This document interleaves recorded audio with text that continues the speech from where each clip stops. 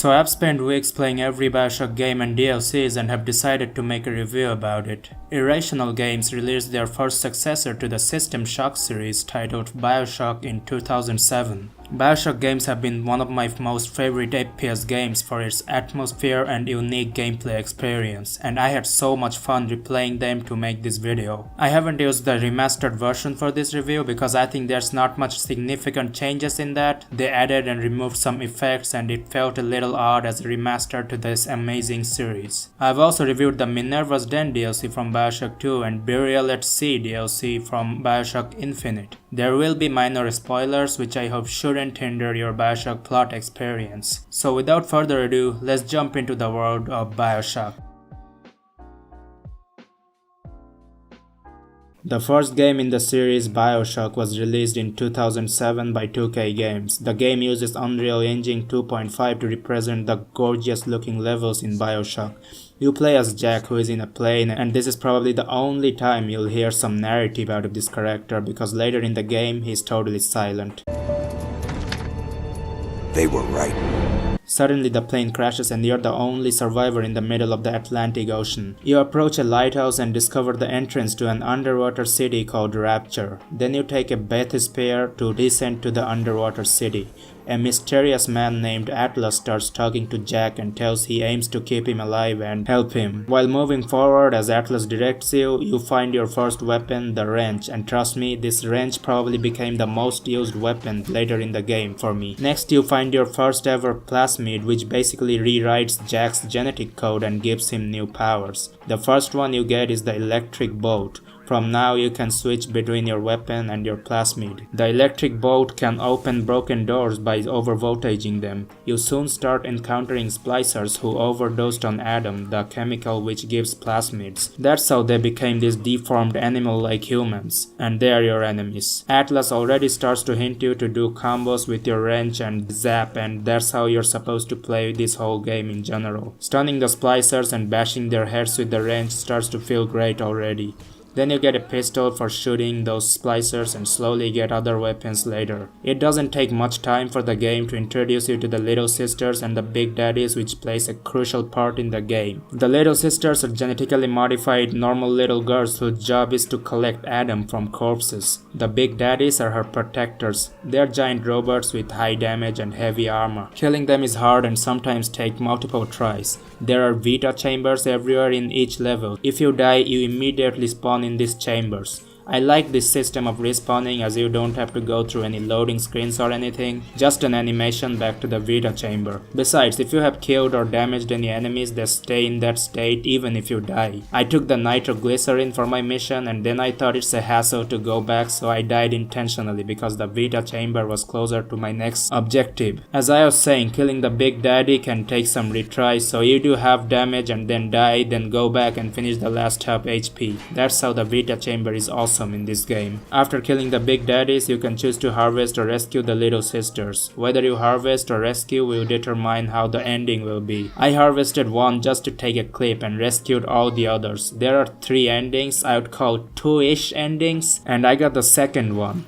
the bad one, just for that one harvest. I feel so bad, honestly. Atoms can be collected by harvesting or rescuing the Little Sisters. Harvesting will give you 160 Atom and rescuing will give you the half of it, 80 Atom. The animation of just looking at the harvest makes me feel bad, not gonna lie. I would suggest you to rescue them because if you keep rescuing, you're gonna get special gifts multiple times later in the game. The gifts are really helpful as it gives you 200 Atom and some upgrades. And honestly, you're not gonna need that much Atom to complete the game. So these gifts cover enough to give you the necessary amount of Atom. Unless you wanna get the bad ending, I suggest you rescue every cute Little Sisters. Like, how can you not rescue these adorable creatures? Don't you have any heart?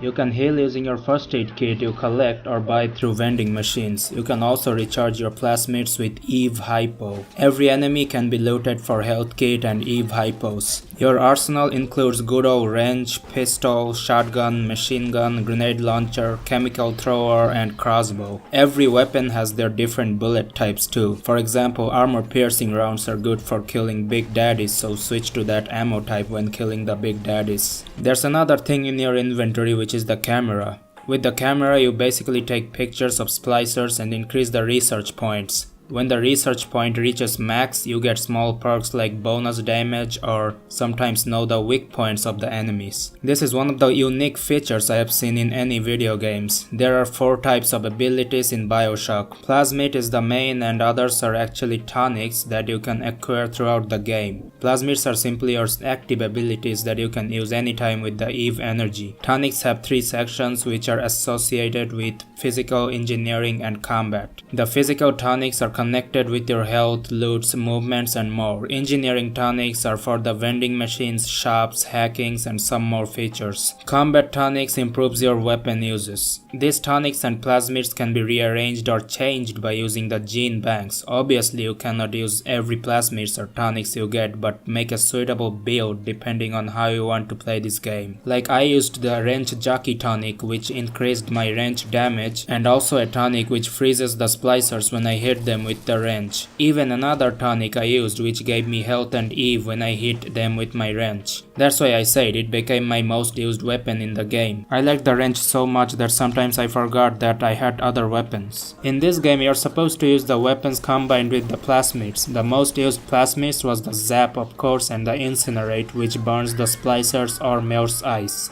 Yes, you can melt the ice with the Incinerate plasmid. Sometimes I used the Sonic Boom, but I didn't like it. Telekinesis is also a really good ability. You can throw objects or bodies with it and also catch enemy thrown molly or grenades back at them. I really like this ability, but I didn't use it that much because I mostly spent 70% of the time using only the boat. There's another plasmid which I used sometimes was the Hypnotize Daddy plasmid. Using this plasmid makes the big daddy your friend and he follows you like a mad lad and protects you like you're the little sister. Hypnotizing doesn't work twice. If you shoot the big daddy after hypnotizing him, you cannot hypnotize him again. There are 2 types of big daddies, Rosie and the Bouncer. You will encounter the Bouncer later and the Bouncer is really annoying in my opinion. They charges at you and sometimes keeps hitting you without giving you a scope to fight back. You wanna know what else is annoying? The fucking flying turrets which are called when you get detected by the cameras. They keeps coming for 1 minute and you have to waste your ammo on them. I used my wrench on them and sometimes even just gave up so that I go to the Vita chamber where they won't follow me. Hiding for 1 minute is a better idea if you don't want to waste your health kit and ammunitions. There's also machine gun turrets and rocket turrets. They can be disabled for some time with the zap and then you can smash it or shoot it to destroy. They aren't that hard to counter. One thing I forgot to mention is the number of little sisters in a level is shown in the pause menu. You should beat them as you get Adam from the little sisters, and the Adam is probably the most important thing in this game that can up your plasmid game. Now let's talk about an unpopular aspect of the game, which is hacking. Hacking in this game was literally a new experience for me. Basically you make path with some pipes for a liquid to flow to the other point to finish the hacking process, which sounds okay, but most of these are hard in the beginning. Getting the hacking expert tonic helps with this, but it keeps getting harder later. It's a mini puzzle inside the game. Hacking can be done to almost every machine like the vending machine, health stations, turrets, shops, doors and more. Hacking is useful most of the time, like the you invent hack takes less components to invent, or hacking security bots will make them become friendly. You can also invent the auto hack component which can auto hack stuff, so having auto hack is really useful. Be sure to loot up a lot to get the components to invent the auto hacks.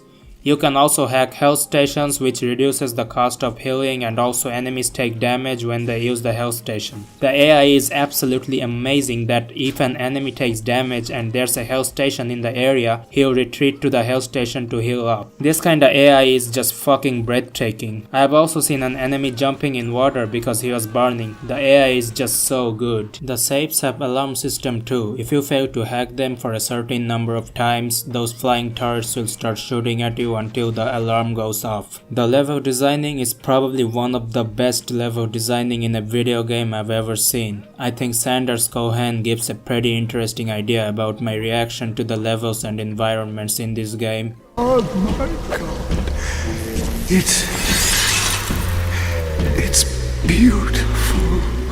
I started wondering how is this possible that this game was released in 2007 with these gorgeous visuals and audios. Yes, the audios too. Every part of the area, every music, every voice acting sets the vibe for an unique experience which only Bioshock can give. The vending machines in this game have their own musics and they sound relaxing when you're just buying or upgrading your stuffs.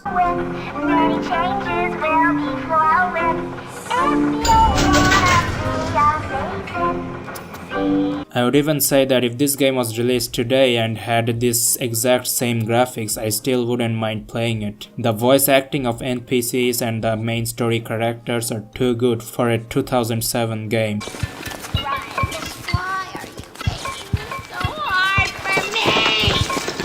Every level feels like a new location which gives the Bioshock vibe in each second. From beautiful objects to disturbing areas, map is well distributed with different stuffs like vendings, events, gene banks, objectives and so on. I don't know how the remaster was any difference to this game. Most I've heard is there's more seaweeds and less reflections and shades. Something looks better or worse which didn't fulfill the expectation players wanted from a remaster of a masterpiece game like Bioshock.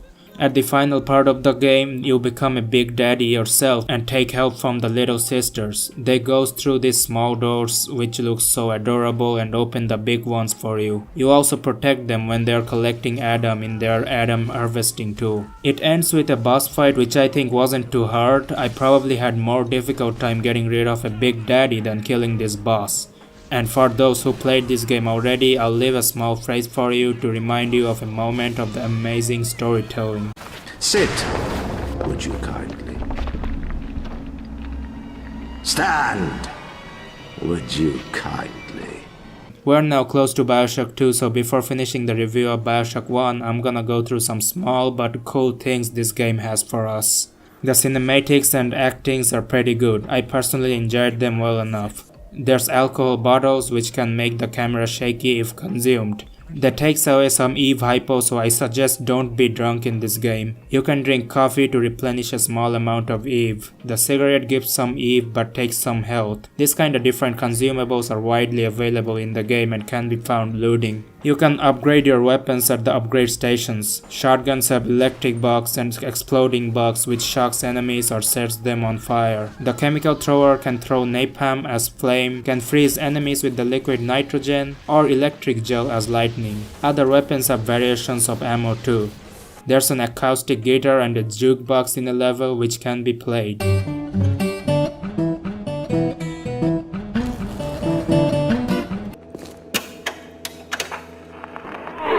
Papa loves mambo. Mama loves mambo. At some places, you can gamble your money to get or lose some dollars. There's a fortune teller robot which says some goofy stuff for $1. I don't think so. Worth it.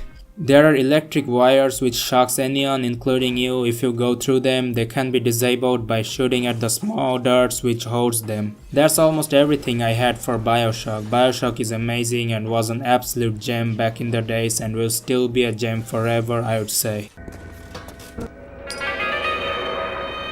Perhaps in a past life you did something terrible to somebody. Next up we got Bioshock 2, which came out in 2010, a really amazing year for video games. And I'm just gonna say it, despite having a lesser storyline, gameplay wise, I enjoyed Bioshock 2 more than the first one. Made with the same engine, Bioshock 2 looks almost identical to its first release. It takes place about 8 years after the event in the first Bioshock at the same Rapture City, which is now under control by a psychiatrist named Sophia Lamb. Remember how you played as a Big Daddy at the end of Bioshock 1? It was kinda preparing you how it feels like to be in a Big Daddy's shoe, because in Bioshock 2, you play as a Big Daddy the entire game. You're called Subject Delta, who was the first Big Daddy to be paired with the little sister. Sophia Lamb attacks the Big Daddy with her splicers and says the little sister is actually her daughter named Eleanor Lamb. As a splicer has already hypnotized Delta with the hypnotized plasmid, Lamb orders Delta to take a bullet to his head. As a result, Delta dies there while Eleanor is held by Lamb in Fontaine Futuristic across the ruins of the Rapture.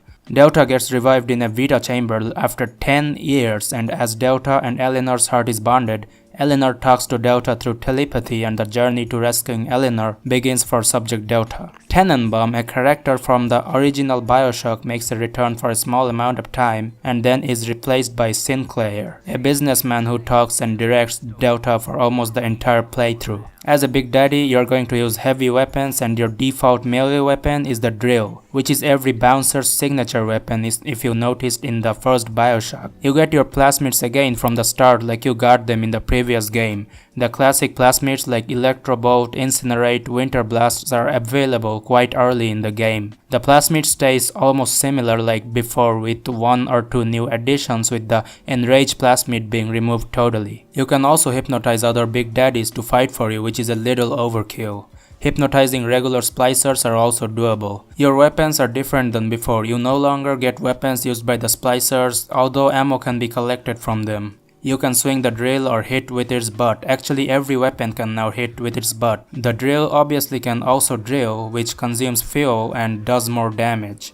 Later you can get the Drill Dash, which is a really cool addition. The Drill Dash also consumes fuel. You get a new Rivet Gun, which is a single fire weapon shooting rivets, which does a good amount of damage. There are Trap Rivets and Heavy Rivets too. Trap Rivet sets traps on any surface, and Heavy Rivet does more piercing damage. The launcher is the same as before with 3 types of explosives. Machine Gun uses 50 caliber bullets and looks like a machine gun from a turret. The shotgun is not a pump action anymore, it's a sawed-up shotgun. I'm not a fan of sawed-up shotguns, so I didn't really use that gun that much. It wasn't underpowered or anything, it still gets the job done well enough. A new kind of gun is the Spear Gun, which just shoots spears to the splicers, and if an enemy is close to a wall, it even sticks them to the wall. I mostly just used the Rivet Gun. It was good enough to kill up the splicers, and if you die, the Vita chambers are there as always. You can upgrade your guns like before. The hacking is so much better now, and it's a simpler process which I absolutely love. The previous hacking process was a little janky in my opinion, and now you just press a button when the needle is on the green bar to hack. Additionally, you can get bonuses by hacking the blue bar depending on the thing you're hacking, such as Health Station, which drops a first aid kit for free, or an extra item from vending machine, or more money from safes, and so on. This hacking system was an amazing improvement over the previous Bioshock. In previous game I skipped hacking quite a lot of time and used the auto hack a lot. Here it feels so much better to hack anything. There's harder difficulties in this too, but it's not anything game breaking. It's much easier now to hack any turret or security bot. You just hit it with one good old zap or freeze and quickly do the quick time hack. Or maybe not. You can also get a new device called Hack Dart, which basically shoots dart at any device and then you can remotely hack it from far. You can place some mini turrets too, which comes in handy when you're dealing with a good amount of splicers and Big Daddies. Here's a small tip: when you fail to hack something and security bots are called, then don't panic, just hack it again. The security bots will stop shooting and go away. You can then hack those bots to make them yours too.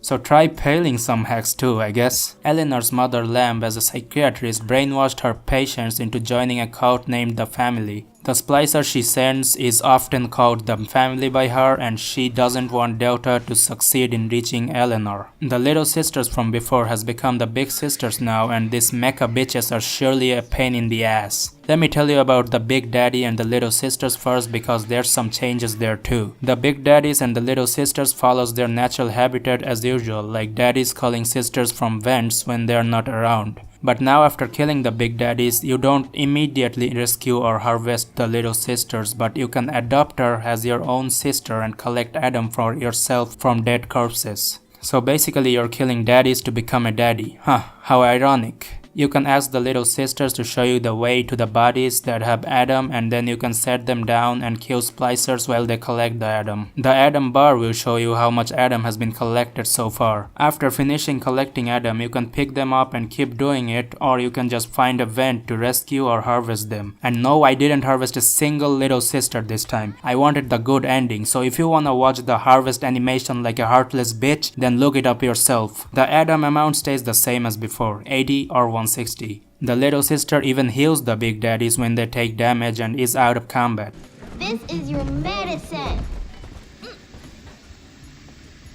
That's something I didn't see in Bioshock 1. Now I can finally talk about the mecha bitches, the big sisters in the game. A big sister can show up when you have rescued or harvested all the little sisters in a level. The big sisters are actually hard to kill, harder than the big daddies of course. Their scream sounds like the scream you'd make when your asshole is burning. They screams for 3 times with delays, and in that time you can prepare yourself to fight for your life, or maybe just prepare to go to the Vita chamber.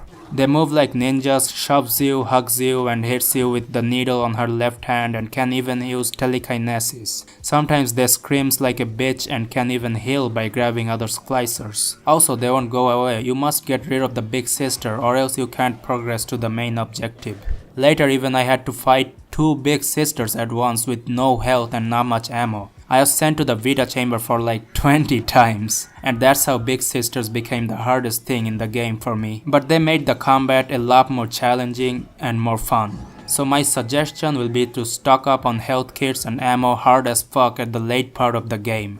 Like Bioshock, I used my freeze build again with the freeze drill and freeze blast. I fucking love these freeze builds. It feels great to just turn a big daddy to a giant ice block and then totally shatter it with my drill or my weapons. In this process you'd lose some loot, but I didn't freeze a lot and I wasn't on the highest difficulty, so loot wasn't the most important thing in the game for me. There's a new brute splicer. It's a giant monster with a great amount of health. Almost like a big daddy. At the very late part of the game, you can even summon Eleanor as a big sister to fight with you to defeat the enemies. The camera works quite different than before, and this is another redesigned feature I liked so much in Bioshock 2. In Bioshock, you had to take pictures of splicers or big daddies continuously without shooting your gun, which felt somewhat strange, but now in Bioshock 2, you just roll the camera to record and you fight your enemies with different weapons, and the research points increases as you fight. This felt better than just taking pictures like a dumbass repetitively to increase research points.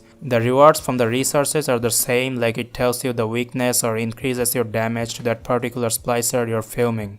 Throughout the story, you'll get different choices to kill or spare some characters, which affects the story a little bit. You're the judge to do whatever you want, but Eleanor will tell some backstories about them which may help you change your mind. At the end of the day, I loved the combat a lot more than the first Bioshock. As I've said, gameplay wise, I liked Bioshock 2 more.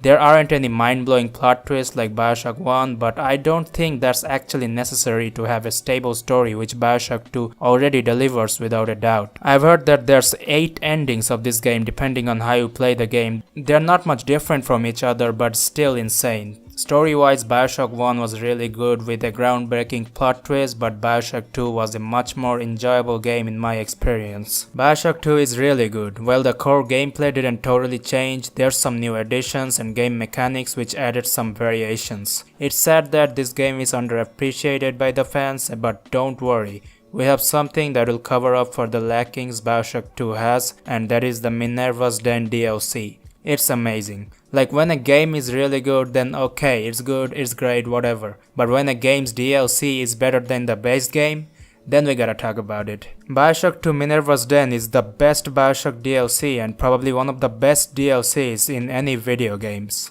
Let me give you a small verdict about Bioshock 1 and Bioshock 2. Bioshock 1 had an amazing storyline with a shocking plot twist, and gameplay was okay. It wasn't bad by any means. Bioshock 2 made the gameplay much more fun, challenging, and overallly really good. With some redesigned mechanics and gameplays, it was well improved. The story was a little off, which was the reason it gets the hate it doesn't deserve. And Minerva's Den DLC is like the cherry on the top. It implements everything from Bioshock 1 and 2 and further makes it better in all perspective. The story here again had a plot twist like Bioshock 1, which makes it even better. I even feel a little sad that this is not a full game but a DLC. You're mostly gonna spend half of the time you have spent playing the main game. Minerva's Den gives the control to your Big Daddy pretty quickly when you start the game. The starting cutscene is about 30 seconds long until you start taking control. Your Big Daddy is Subject Sigma, who is approaching the Minerva's Den when the events are happening in Bioshock 2 at the same time in 1968. The villain named Reed Wall blows up the tunnel to stop Sigma from going in. A man named Porter contacts him who wants Sigma to retrieve a copy of programming code that Porter worked on with Reed Wall. The Thinker, which is located in the den, is the most advanced computing device in Bioshock that processes all the automation going on in Rapture City. Everything you do in Minerva's Den is to get closer to the Thinker and to get away from the Rapture to the surface. The DLC has 3 levels, which took me more or less 2 hours to complete. You get a new laser weapon here, and honestly this was the best Bioshock weapon I used. The ion laser just melts.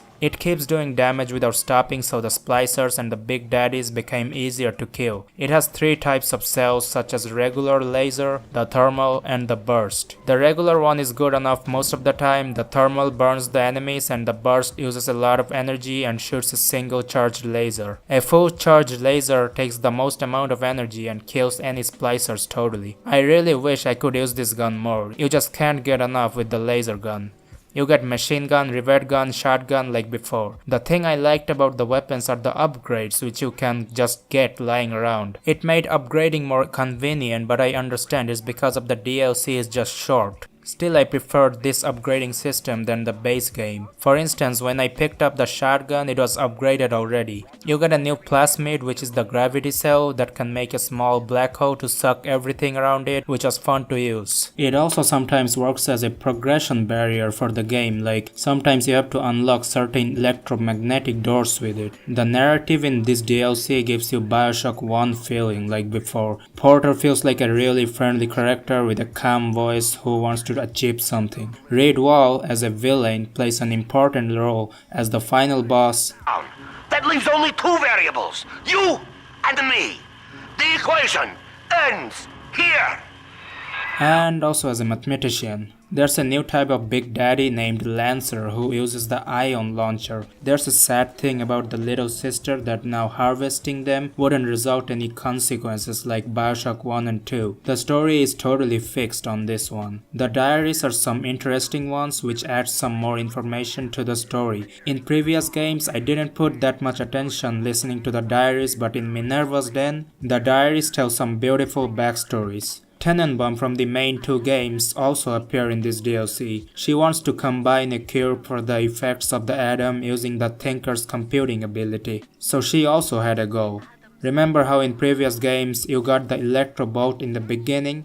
That didn't happen in Minerva's Den. In this DLC you have to invest some time in the beginning to get that electro bolt. So you have to think of different strategies in the beginning to how you can get rid of the turrets and splicers in the game. There's some vacuum bars which was added in this DLC which can be broken to get some loots. There's also a mini game in this DLC which I saw for the first time, and it's called Spitfire. It's a basic asteroid game which actually looks like it was coded in the 1968 by some hardcore programmer. The ending will give you an amazing plot twist and you can thank me and the game later for it. Minerva's Den is so good that I'd request you to go play it right now. Especially if you have played Bioshock 1 and 2, then just close this fucking video and go play Minerva's Den DLC. I just can't express how great it felt playing this DLC, and it is surely a substantial success. Bioshock 2 has another mode called the Trials Protector, which is basically just a small version of the protecting little sisters from splicers when they collect Adam. There's 6 maps in this mode, which are small parts of the levels from the main game. Every trial has its own pre-selected loadout for you to use. Ammo can be bought after collecting money by killing the splicers. It's a cool mode to practice your combat or just kill some time in Bioshock. At the end of the trial, a grade will show depending on how you performed. It took 3 years for Irrational Games to launch a gorgeous looking new Bioshock with a nonsensical storyline. Bioshock Infinite, the final project of the company, came out in 2013, has its own great things and flaws. After this game released, people couldn't really decide which one is the best Bioshock game. Who are you? Bioshock Infinite starts with your character named Booker DeWitt, who is on a mission to an island lighthouse to look for a girl to wipe away his debt. Turns out the lighthouse was a rocket silo where Booker sits on the chair and gets launched into heaven, or what this game calls the flying city of Columbia. Excuse me, where am I? Heaven, friend. It's literally a city above the clouds. It looks outright amazing. This is one of the many games I've found visually stunning as fuck. Columbia looks rich and beautiful, which surely makes the gameplay experience really eye-pleasing. After landing in Columbia, Booker accepts the baptism and is out to find the girl in the city. The direction in the beginning is to a carnival where you can play different shooting dummy games. From this you're gonna get some ideas about how the gunplay will be, because these are the exact weapons you're gonna get later on. Booker stumbles upon a raffle show where the circus man tells Booker to throw a ball at one of the couple who got caught being intimate, and like, what the fuck, it's because the man is white and the woman is black. Yeah, there's some racism going on in Bioshock Infinite, which got some criticism as far as I know. Anyways, there's an option to throw the ball at the guy beside them, and pretty sure that's what most of the players attempted to do.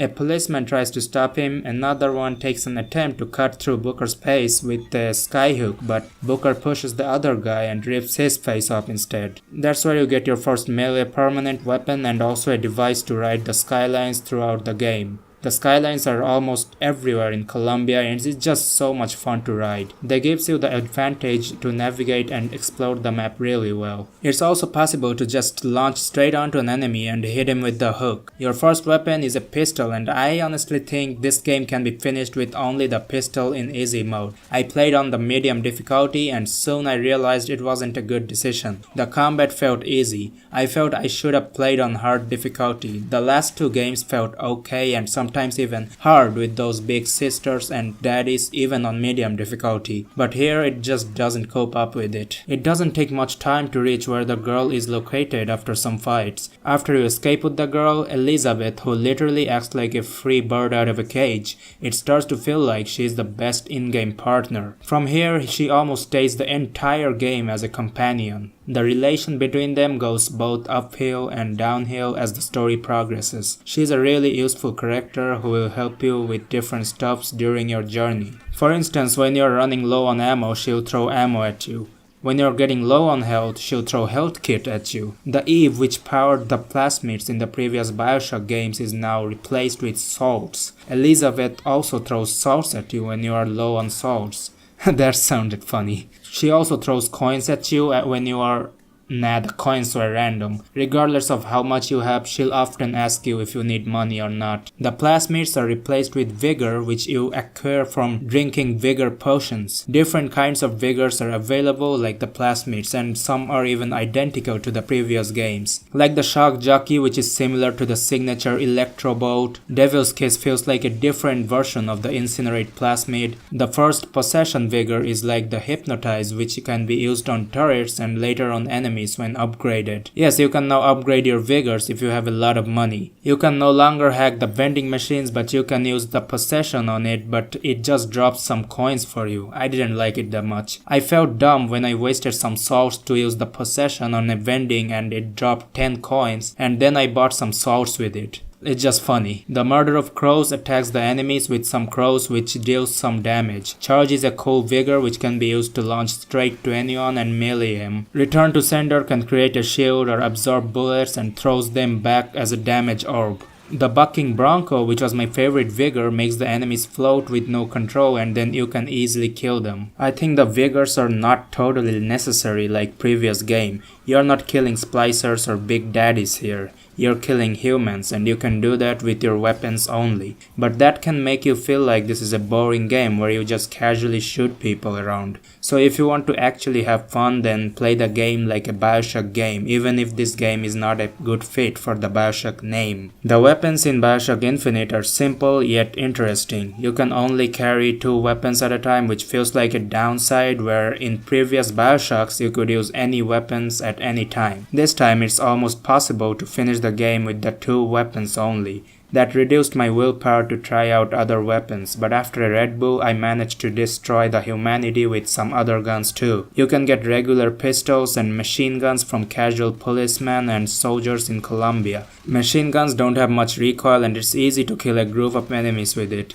Another variant of it is the burst gun, which has a scope on it, and I found it quite good to use. Shotgun packs a punch and is so much fun to use. Sniping also feels good in Bioshock Infinite. This is also the first and the last Bioshock game to have sniper, I guess. There are also some rare weapons like the heater, the volley gun, RPG, and they all just adds more variation in your combat. My favorite from this game was the hand cannon, which feels so satisfying to headshot enemies with. Guns can be upgraded from the vending machines, which is okay, but I feel so bad that the visual differences are gone now. In Bioshock 1 and 2, when you upgraded a weapon, you could actually see the changes in game, but now it looks the same. They really should have added this feature as the graphics of this game was really good. You have a shield by default which breaks during combat when taking damage and then recharges when you're out of combat. It gives a little Call of Duty feeling where when you are out of combat you heal up. The shield recharges but the health does not.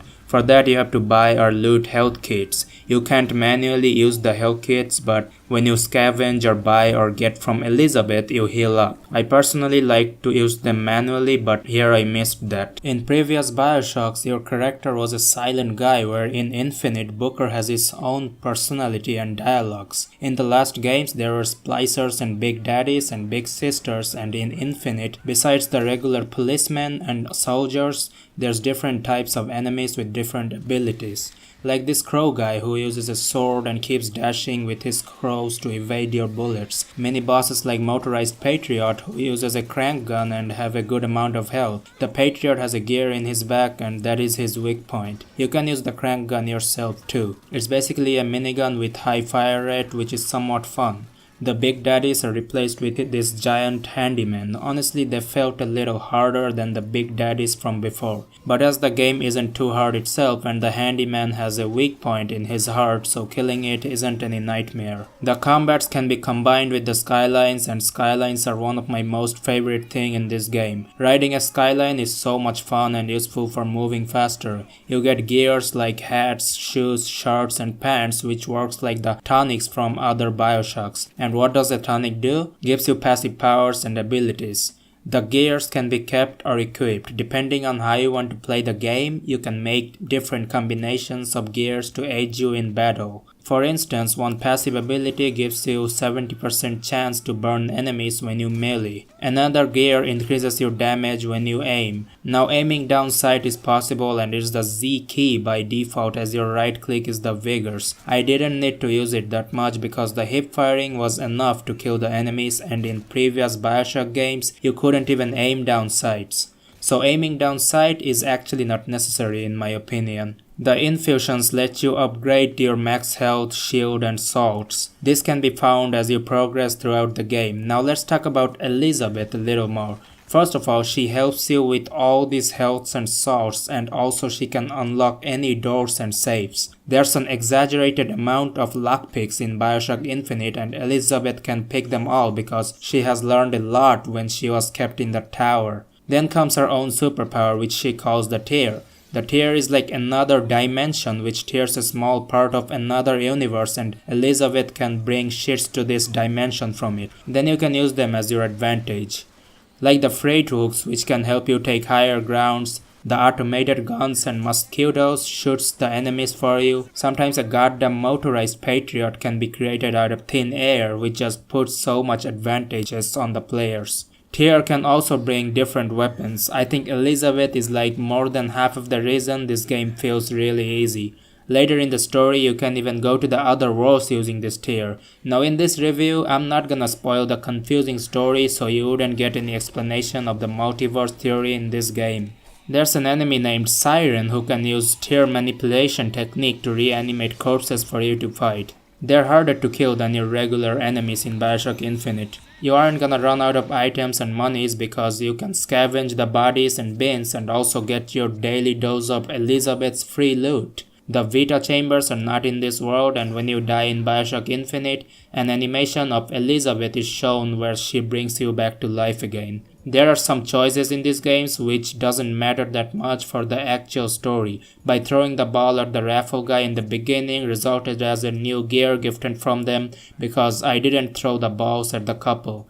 Then I chose to demand tickets instead of drawing a weapon resulted as my hand gets stabbed and later patched by Elizabeth. This kind of minor results come out of the choices.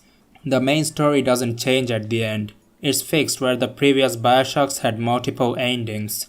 I would personally like multiple endings in any game because that gives you more replayability and excitement. I didn't like the fact that this game had no maps. I had to press the waypoint button a lot of time to see where the hell I needed to go. The levels felt a little linear, but most of the time you could go back to the places you have finished and explore more. So I would say a yesn't to that question if the levels were linear or not. There are now voxophones instead of audio diaries and it's pretty much the same thing, but I noticed the issue that Elizabeth talks a little too much. Like one time I got a voxophone and I played it and suddenly Elizabeth says she'll stock me up with ammos whenever she can. And for that reason, I couldn't even listen to that voxophone well enough. I didn't really care that much about the audio diaries in Bioshock, but this can be a potential problem for those who goes deeper into the story. Bioshock Infinite in general is just hands down a really good FPS shooter, but I wouldn't call it a Bioshock game. It would be much better if it had a different name. If you ask me which Bioshock game is a better Bioshock game, then I would still choose Bioshock 2 over Bioshock Infinite. The story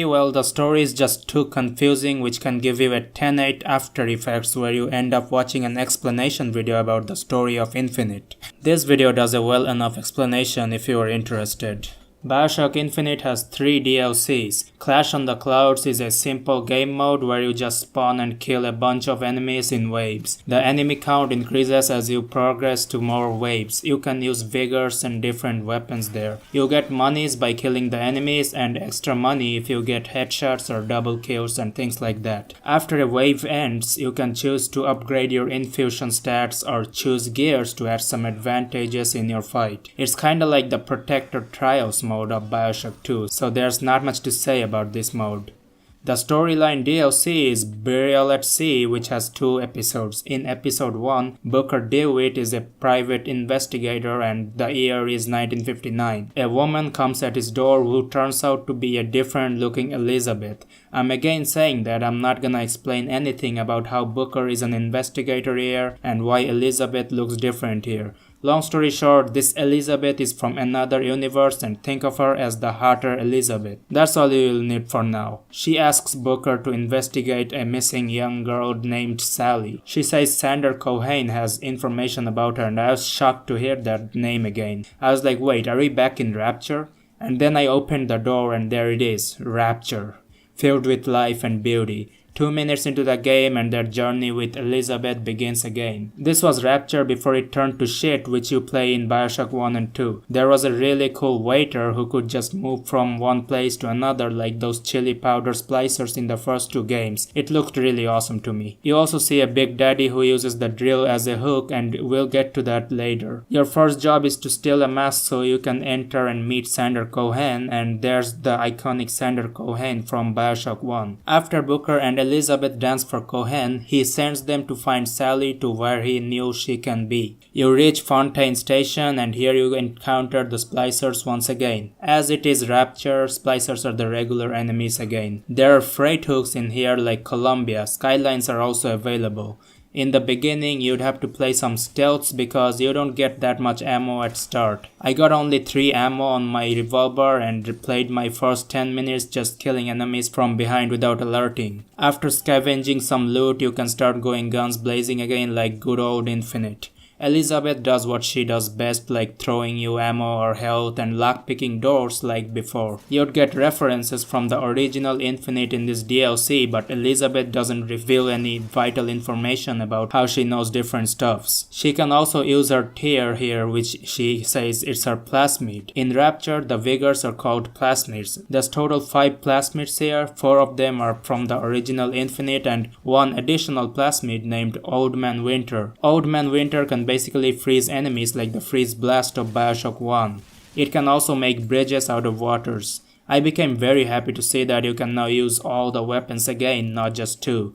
It's like the DLCs are always better than the base game. There's an amazing gear named Surprise Element where your bullets have a 50% chance to do fire, electric or ice damage. I had so much fun using this gear. It would be awesome to get this in the main game. The swords are called Eve here, and the Circus of Value, Gene Bank and Ammo Bandito makes a return. And also their cool music which got lost in Bioshock 2 and was back in Minerva's Den. Here you can listen to those musics again. Welcome to the Circus of Value! The Carbine is a default burst mode in Burial at Sea, where in Infinite it was a single fire weapon. There's a new enemy who can throw ice shards at you who are called the Frosty Splicers. The turrets from Bioshock also makes a return. The hacking is not back, but you can still use the possession vigor. A new weapon named Raider Range makes the splicers heat up and explode to kill other splicers. There's even a new tier which is a samurai guy and he slashes his swords to the splicers, which looks cool. At the end of the episode 1, you even fight a big daddy who can pull you with the drill as a hook. Episode 1 ends with the reveal of Elizabeth's real intention coming to Rapture. Burial at Sea episode 1 felt like a mix of the first Bioshocks and Bioshock Infinite. It was fun to play. Now it's time to move to Burial at Sea episode 2. Episode 2 came out after some months and it's the last and final Bioshock game. Here the game starts with Elizabeth at Paris, which looks really good and lively. She keeps moving and finds Sally, but Sally starts chasing after a balloon. Elizabeth also starts to chase her and soon the beautiful Paris turns to the nightmarish memory which haunts Elizabeth again. She wakes up at Fontaine where episode 1 ended and now you play as Elizabeth in this DLC version. A vision of Booker starts talking to her and she meets Atlas or Frank Fontaine from the first Bioshock. It's all coming together now. By the end of the story, this game explains really well why the plane crashed in Bioshock 1. The vision of Booker, who is in Elizabeth's subconscious mind, guides her in this episode. Playing as Elizabeth is not easy and it changes the core gameplay a lot because with her you have to play a lot of stealths. Broken glasses and puddles are introduced which gives away your position if you step on them. Detection meters are added as most of the time you're gonna play stealth in this episode. You get a handful of guns like crossbow, hand cannon, raider range, shotgun and so on. You can't carry any big guns so those are removed. You also carry less ammo, you don't have any shield like Booker 2. This game focuses a lot on stealthy approaches, which is somewhat strange as a last game as you have spent most of the time in Bioshock just guns blazing and heavy combats. Elizabeth can hit splicers in the head from behind with the skyhook which just knocks them. Oh, and this is again another Elizabeth from another universe I think. If you wanna know why, then just play the game yourself. You can now store medkits and use it manually again like the first two Bioshocks. Hiding is a must as you take a lot of damage from the enemies and also you shouldn't really get involved in upfront combat. You use the gun slowly because you are not a war veteran like Booker, so shooting is slow in this DLC. You also can't do any damage to the big daddy. The crossbow has tranquilizer darts and gas darts which can knock the splicers. You use 3 plasmids, 2 from before and there's a new plasmid for stealth which is called Peeping Tom. It can let you see through walls and objects and also can make you invisible. Raider range is useful but it's very hard to find its ammunition. The lockpicking is now a mini game like the hacking in Bioshock 1 and 2. Hitting the red triggers an alarm and hitting the blue can give you a noisemaker. Noisemaker can create distractions for you so you can move safely without having to fight. In this DLC you play mostly in Rapture but for some time you have to go to Columbia through a tier. The tier has to be made with a device because this Elizabeth can't make tiers. She is more likely an intelligent version of Elizabeth who sees things differently. You also get a vigor from Columbia which I didn't have chance to use. Some doors can be opened with the skyhook instead of electrobolt as it's not even available anymore. Turrets have lockpicks now which just looks dumb in my opinion. At the late part of the episode, there's a disturbing first-person lobotomy torture scene which just looks horrifying. The ending made my brain explode as it was revealed how the Bioshock 1 started and why the plane crashed. Bioshock Infinite's DLC is not the best. It's more likely a mixed version of all the Bioshock games, which is a good way of ending the Bioshock franchise, I think. I personally like the Minerva's Den DLC more, but I'm not saying this DLC is bad either. And that concludes this video of every Bioshock games and DLC review. Bioshock is one of the best FPS video game ever created, and I strongly recommend you to play this game, especially if you are an FPS head like me. If you have come this long, then you're awesome, and thank you very much for watching. This video was a long, boring video which I decided to make. I may have missed to cover some things on the way, so pardon that. But anyways, thank you very much once again for watching, and I'll see you in the next one. Would you kindly play the game now?